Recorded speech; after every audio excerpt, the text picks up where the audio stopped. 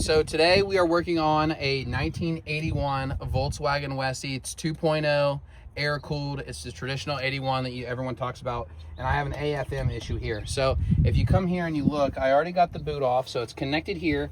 And this is the plug that it goes in. And it connects, if you come back a little bit, it connects to here. So now I have to take this off inside the airbox to be able to get my AFM actually off. There are bolts underneath in here. So there's 4 bolts there. I'm not sure if there's anything else here, but we're gonna go ahead and take a look and we're gonna get these bolts off of here. So, and the part didn't come with it, but it's 2 screws here and a bracket. So I'm gonna go ahead and I'm gonna set this where I'm not gonna forget it. So now, let's get the other side.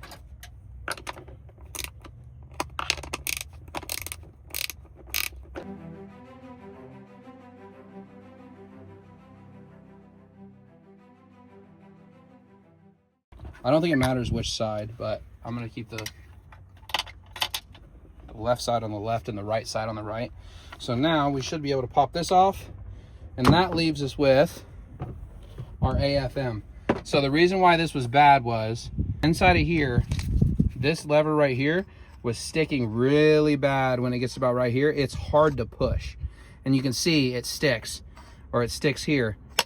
And it's supposed to come back to here. So that's a bad AFM. So let's go ahead and let's put our new AFM now. Just want to do a quick shout out first here. So a little bit of background on the story here. The AFMs you have to send in and get rebuilt by companies. I was going to use Bus Depot to send mine into. They said they're in stock, so I went ahead and ordered the new one. I was going to send my core in for the $150 core charge, but it ended up being out of stock. So Kirsten from Bus Depot actually helped me out, and she said that Ken from Van Again might have them, but Ken actually commented on a Facebook post on a group that we're in that I put all of our questions in on for any of our Van Again or Westy questions, and he actually had one in stock. So shout out Bus Depot, but mostly shout out Ken for having one in stock and getting it to me in a day. All right, got a new AFM here. Like I said, it doesn't really come with any bolts or any equipment. You just kind of use the old stuff that you have. So I think it goes on. There's 2 little holes here. It connects to these little grooves here, and then you can kind of see where you put your screws or your bolts. So there, and I'm just gonna see kind of what's going on here. So this is supposed to go out this way, so the box is gonna go like this. So then now we can go ahead, we'll clamp here,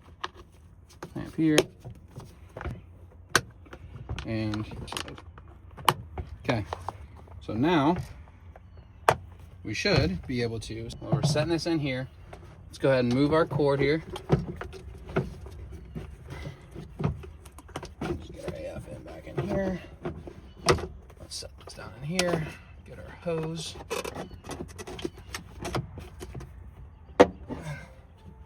Okay, got the plug there.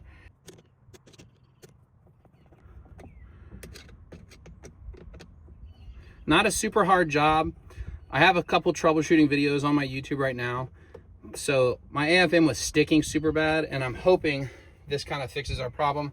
I know we have to do an adjustment. There's sometimes you have to do an adjustment on the teeth in here. So we're gonna go ahead and give it a start. So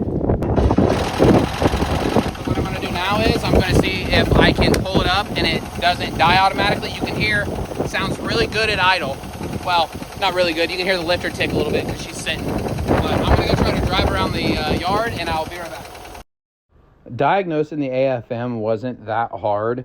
I made sure I didn't have any air leaks and I didn't have anything going on electrical, so I replaced all of my spark plug wires, my rotor, and my distributor cap, and all my spark plugs. And then I also replaced my temp 2 sensor, made sure all of my vacuum lines were sealed up by testing it with some spraying starter fluid on it when it was idling.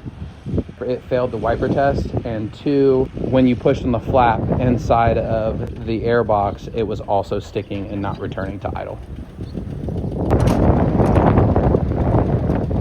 And that's how you change an AFM on a 1981 Volkswagen Westy 2.0 air